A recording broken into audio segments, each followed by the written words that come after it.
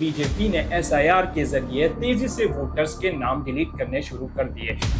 अब ममता बनर्जी के खिलाफ पार्टी के एमएलएज और मेयर्स ने भी रिपेल कर दिया। खुद बीजेपी के नेता न्यूज चैनल्स पर आकर कह रहे हैं कि हाँ, हमने पार्टी तोड़ी है। जब कोई नेता पार्टी बदलता है तो उसके खिलाफ चल रहे क्रिमिनल केसेस तुरंत रुक जाते हैं। नेता लोग आजकल सांसद में नहीं, बाजार में मिलने लगे हैं। आप जाइए, जब चाहे उन्हें थोक के भाव खरीद लाइए। सुप्रीम कोर्ट, इलेक्शन कमीशन कोई कुछ नहीं बोलेगा। वेस्ट बंगाल और महाराष्ट्र में तो अमृत बरस रहा है। भाजपा की टिकट पर जीते हुए कैंडिडेट्स छाती पीट रहे हैं कि काश ऑपोजिशन के टिकट पर चुनाव जीता होता तो थोड़ी बारिश उनके घर भी हो जाती। ये श्रेयोनी घोष है। 2024 के लोकसभा इलेक्शन में टीएमसी से एमपी बनी। पूरे असेंबली इलेक्शन में टीएमसी के लिए वोट मांगे और जब इनसे पूछा गया कि कहीं ये भी राघव चड्ढा की तरह पाला तो नहीं बदल लेगी, तो कहने लगी श्रेयोनी घोष है ना, वो चड्डा नहीं है, इसीलिए वो चड्डा चड्डी नहीं होगा कभी। लेकिन आज ये भाजपा के कैंप में है। ऑकवर्डनेस भाजपाई खेमे में भी है। आप लोगों को पता चलेगा। आपको हमेशा साथ रहने की बात कर रही थी मैम। आपको हमेशा साथ रहने की बात कर रही थी। देखिए, आपको चड्डा नहीं हूँ, ये मैं आपको जवाब नहीं दूंगी। मैं जवाब सिर्फ अपने क्षेत्र के लोगों को। जो बिकाऊ ट्रोल्स कल तक इन्हें इस्लामिक नाद गाने के लिए अटैक कर रहे थे, अब उन्हें ही इनकी आरती उतारनी पड़ रही है। घर में नई बुआ जो आई है। इंडियन मीडिया भी तलवे चाटने में पीछे नहीं है। टीवी पर आपके वोट की चोरी को ऑपरेशन लोटस और ऑपरेशन टाइगर जैसे नाम देकर लेजिटिमेट किया जा रहा है। सवाल पूछना तो छोड़ ही दीजिए, वो तो आपको चाणक्य नीति का ऐसा सर्कस दिखाने में बिजी है कि आप भूल ही जाएंगे कि जो हो रहा है वो गैर कानूनी है, अनडेमोक्रेटिक है और आपके वोट की चोरी है। पर आखिर बीजेपी का एंड गेम क्या है? आखिर इतने एमपीस कलेक्ट करके वो क्यों 2/3 मेजोरिटी तक पहुंचना चाहते हैं? क्या 2024 के इलेक्शन रिजल्ट में उन्हें कोई बड़ी सीख दी थी? आइए जानने की कोशिश करते हैं आज की इस वीडियो में। योगेंद्र यादव ने एक बार बीजेपी को डिस्क्राइब करते हुए कहा था कि वो बाकी पार्टियों से इसलिए अलग है क्योंकि उसे सिर्फ आपका वोट नहीं चाहिए, वो आपकी सोच को काबू करना चाहते हैं। वो अच्छी सड़कों और अफोर्डेबिलिटी की बातें नहीं करते, वो अखंड भारत और हिंदुत्व की बातें करते हैं। पिछले कई सालों से देश को ये सपना दिखाया गया कि राम राज्य आने ही वाला है।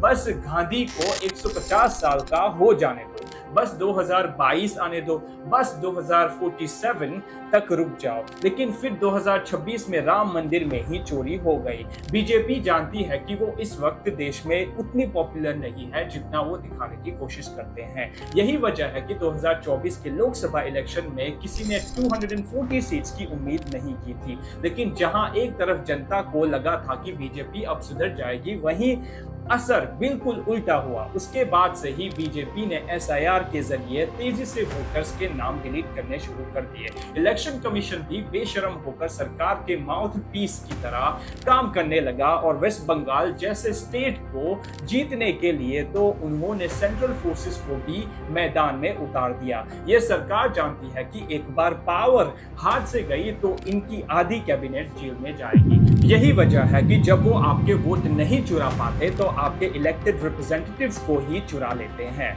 अब देखते हैं बीते कुछ दिनों में क्या कुछ हुआ है। सबसे पहले आम आदमी पार्टी में फूट पड़ी जब ये खबरें आने लगी कि राघव चड्ढा बीजेपी में शामिल हो सकता है।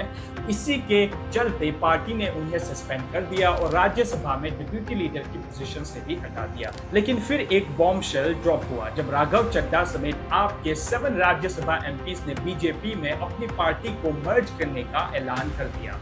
तब भी बहुत बवाल उठा था। ना भाजपा को और ना इन 7 लोगों को संविधान की ज़्यादा समझ तो मुझे लगती नहीं, क्योंकि इनको खुद नहीं पता होगा कि मर्जर का मतलब क्या है। इतना इनको पता है कि किस तरह से किसी को खरीदना है, किस तरह से लोभ देना है, इस पे तो उनकी पूरी जानकारी है। यहाँ टेक्निकल लैंग्वेज को आपको समझना होगा। टेक्निकली किसी भी एमपी को अगर अपनी पार्टी छोड़कर किसी और पार्टी में जाना है तो उसे अपनी सीट से रिजाइन करना होता है। ये एंटी डिफेक्शन लॉ की वजह से है, जिसे इसलिए लाया गया था ताकि हर दूसरे दिन एमपीस की लॉयल्टी ना खरीदी जा सके। लेकिन इसमें एक लूप होल है। पार्लियामेंट की पार्टी और पॉलिटिकल पार्टी में एक मेजर डिस्टिंक्शन है। जैसे आम आदमी पार्टी, उसके फंड्स, उसके कार्यकर्ता और ऑफिसेस सभी कुछ आप या अरविंद केजरीवाल के कंट्रोल में है, जिसे राघव चड्ढा अपनी मर्जी से बीजेपी में मर्ज नहीं कर सकते। लेकिन क्योंकि पार्लियामेंट में एक पार्टी के मेंबर्स को ही उस पार्टी का रिप्रेजेंटेटिव माना जाता है, इसलिए वहां ये पॉसिबल था, लेकिन सिर्फ तभी जब उनके पास 2/3 मेंबर्स हो। आपके पास टोटल 10 एमपीज थे, जिसमें से 7 यानी 70% बीजेपी में मर्ज हो गए, इसलिए यहाँ कोई रूल नहीं तोड़ा गया। बंगाल में भी कुछ ऐसा ही देखने को मिला है। असेंबली इलेक्शंस की हार के बाद टीएमसी के 28 लोकसभा एमपीज में से 20 ने पार्टी में बगावत कर दी है। बगावत के कई सारे रीजन दिए गए, लेकिन इस बार प्ले बुक में थोड़ा सा चेंज था। इस बार ये रेबल एमपीज डायरेक्टली बीजेपी में मर्ज नहीं हुए, बल्कि इन्होंने एक पुरानी party nationalist citizen party of India का सहारा लिया। इस पार्टी की कोई खास पहचान नहीं थी और ना ही इसके एक्टिव मेंबर्स थे। ज्यादातर लोगों ने तो इसका नाम ही मर्ज के बाद सुना है, लेकिन अब उनके पास 20 एमपीज है। दूसरी तरफ अब ममता बनर्जी के खिलाफ पार्टी के एमएलएज और मेयर्स ने भी रिबेल कर दिया।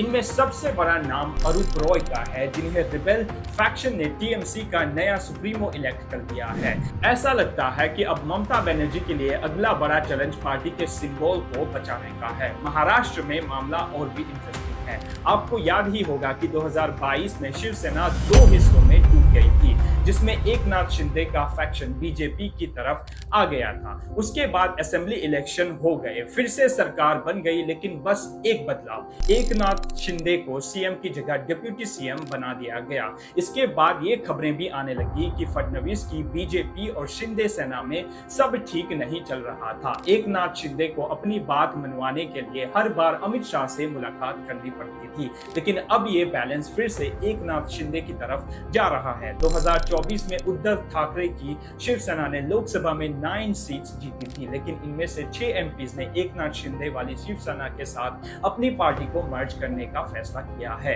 यानी यहाँ भी 2/3 एमपीज ने अचानक पार्टी छोड़ दी। पहले खबर ये भी थी कि उस्मानाबाद के एमपी उमराज नाइक निम्बलकर मर्जर के बारे में श्योर नहीं है। उनके पिता की हत्या के 20 साल पुराने केस कोर्ट में चल रहे थे और वो उसका फैसला आने का इंतजार कर रहे थे। जिन लोगों पर आरोप था वो मौजूदा सरकार के करीबी थे, लेकिन 22 जून के फैसले में कोर्ट ने सभी को बरी कर दिया। कुछ लोगों को उम्मीद थी कि निम्बलकर अब मर्ज नहीं करेंगे, लेकिन ऐसा कुछ नहीं हुआ। निम्बलकर को भी वो लोग अपने साथ ले ही आए। इस तरह एकनाथ शिंदे के पास पहले के 7 और अब 6 मिलाकर 13 लोकसभा एमपीज और 2 राज्यसभा एमपीज हो गए हैं। ये नंबर्स एनडीए के लिए तो इंपॉर्टेंट है, लेकिन एकनाथ शिंदे के लिए भी इंपॉर्टेंट है। 15 एमपीज की स्ट्रेंथ के साथ उन्होंने अगले 5 साल तक तो महाराष्ट्र की पॉलिटिक्स में खुद को रेलेवेंट बना दिया है, लेकिन आगे क्या होगा वो कोई नहीं कह सकता। लोकसभा से हटकर राज्यसभा की बात करें तो वहां भी हमें कुछ इसी तरह की स्टोरीज देखने को मिल रही है। रिसेंटली झारखंड असेंबली से राज्यसभा के लिए 2 मेंबर्स चुने जाने थे। 88 सीट की असेंबली में कांग्रेस, जेएमएम और बाकी एलायंस के पास 56 सीट्स थी, जबकि एनडीए के पास 24। एक कैंडिडेट के लिए 28 वोट्स की जरूरत थी, जिसमें साफ था कि दोनों सीट्स इस बार जेएमएम और कांग्रेस के पास जाएगी, लेकिन हुआ कुछ और। रिजल्ट्स में सामने आया कि आरजेडी और सीपीआई के एमएलएज ने क्रॉस वोटिंग की है और इस तरह कांग्रेस के प्रणव झा को सिर्फ 20 की वोट मिले और एनडीए के सपोर्ट वाले कैंडिडेट्स परिमल नाथवानी जीत गए। 2 साल पहले हिमाचल में भी ऐसा ही हुआ था, जहां कांग्रेस के पास 68 में से 40 एमएलएज थे। यहां भी कांग्रेस के 6 एमएलएज और 3 इंडिपेंडेंट्स ने बीजेपी के फेवर में वोट कर दिया और अभिषेक मनु सिंह भी चुनाव हार गए।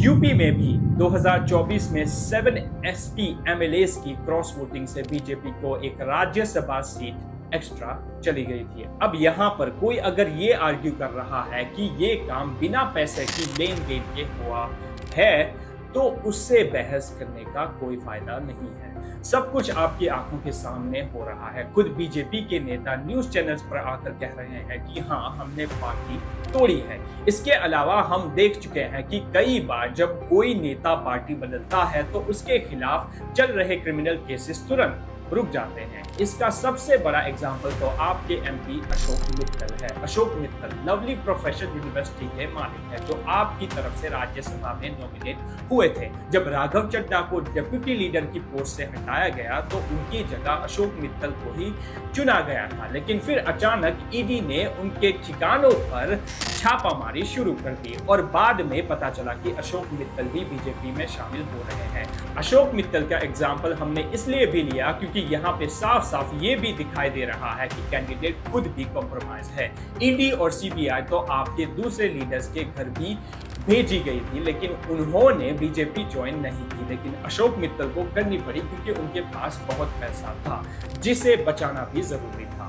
अब यहीं पर बीजेपी सपोर्टर्स ये आर्ग्यू करते हैं कि जब तुम्हारा नेता खुद ही बिकने के लिए तैयार है तो फिर हम उसे क्यों ना खरीदें। दूसरी तरफ लोग भी कहते हैं कि बीजेपी से ज्यादा गलती तो उन पॉलिटिकल पार्टीज की है जो जिन्होंने उन्हें टिकट दिया। ये आर्ग्यूमेंट तो अच्छा है, लेकिन इसमें बहुत फ्लॉज है। अगर हम ये कहें कि नेता बिकने के लिए तैयार है, तब भी हम ये क्यों अज्यूम करें कि उसे कोई ना कोई पॉलिटिकल पार्टी खरीदेगी, और स्पेशली वो पार्टी जो खुद को करप्शन के खिलाफ बताती है। जो लोग क्रिमिनल केसेस के चलते बीजेपी में आए हैं, उन पर केसेस क्यों हटा दिए जाते हैं? उन पर तो केसेस परस्यू किए जाने चाहिए, या फिर हम ये मान लें कि बीजेपी को अपनी पार्टी में क्रिमिनल्स को शामिल करने से कोई गुरेज नहीं है। दूसरा पॉइंट कि ये उन पॉलिटिकल पार्टीज की गलती है। कुछ हद तक आप इस आर्ग्यूमेंट को सही मान सकते हैं। पॉलिटिकल पार्टीज जनरली उन लोगों को टिकट देती है जो या तो जीत सकते हैं या फिर पार्टी के लिए बहुत सारा फंड ला सकते हैं। इस तरह बहुत से कैंडिडेट्स ऐसे भी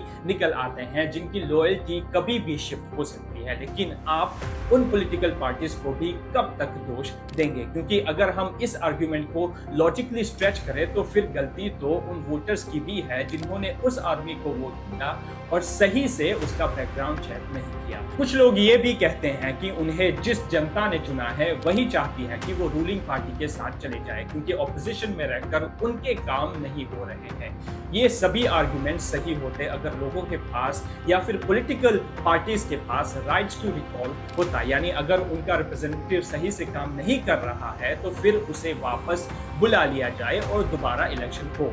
ऐसी सिचुएशन में अगर कोई एमपी दूसरी पार्टी में शामिल होता और उसे रिकॉल नहीं किया जाता तो हम समझ जाते कि वाकई उस कंस्टिट्यूएंसी की जनता चाहती है कि वो साइड्स स्विच कर ले। खैर, हम इन नेताओं को जितना बेनिफिट ऑफ डाउट दे सकते थे दे चुके हैं। अब सवाल ये है कि आगे क्या होने वाला है। बीजेपी का एजेंडा क्लियर है, उन्हें किसी भी तरह पार्लियामेंट के दोनों हाउसेज में 2/3 मेजोरिटी चाहिए। इसका एक बड़ा फायदा ये है कि फिर वो कॉन्स्टिट्यूशन को अपने हिसाब से बदल सकते हैं। पिछली बार डिलिमिटेशन बिल लाया गया जिसके जरिए नॉर्थर्न स्टेट्स को ज्यादा लोकसभा सीट्स अलॉट करने का प्लान था, लेकिन वो पास नहीं हो सका। अगर एक बार उनके पास 2/3 मेजोरिटी आ गई तो ना सिर्फ ये बिल पास हो जाएगा बल्कि उसके बाद किसी भी पॉलिटिकल पार्टी को कभी सदर्न इंडिया जीतने की जरूरत ही नहीं पड़ेगी।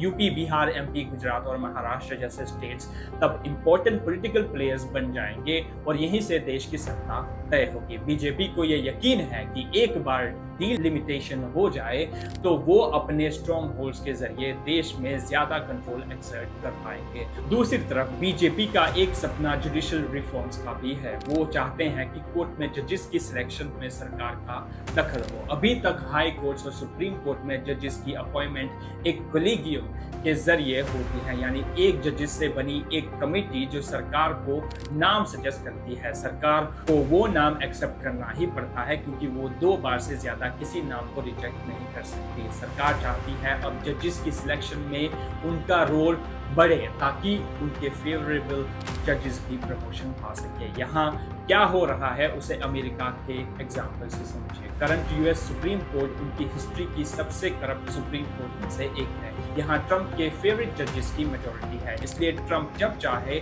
वॉर शुरू कर देता है, जब चाहे कॉन्स्टिट्यूशन को वायलेट कर देता है, क्योंकि जब वहाँ पर केस सुप्रीम कोर्ट में जाता है तो उसके जजेस उसे डिसमिस कर देते हैं। बीजेपी को एक ही साथ कॉन्स्टिट्यूशन बदलने की और जजेस को अपनी जेब में रखने की पावर दिलवाना ही इस ऑपरेशन लोटस का एक लौटा मसला है। जिस दिन वो हो जाएगा, आप डेमोक्रेसी को अलविदा कहने के लिए तैयार रहिएगा, क्योंकि फिर जनता के पास कोई इंस्टीट्यूशन नहीं बचेगा जहां वो जस्टिस की उम्मीद कर सके। अपोजिशन पार्टीज के लिए भी काउंटडाउन शुरू हो गया है। अगले साल यूपी और पंजाब में चुनाव है। कितनी सीट्स आएगी ये तो सवाल है ही, लेकिन कितनी सीट्स वो लोग बीजेपी से बचा पाएंगे इसका भी ख्याल उन्हें रखना पड़ेगा। आपको क्या लगता है, इस हॉर्स ट्रेडिंग पर क्या कोर्ट्स को दखल देना चाहिए? अपनी राय हमें कमेंट्स में जरूर लिखें। महाराज इधर ठीक है ना? महाराज जी खाली एक इधर आ जाइए और खाली शेर का फेस और लो एंगल महाराज जी शूटिंग पे आ गए ये तो जीवन में यही सीखा कैमरा में आया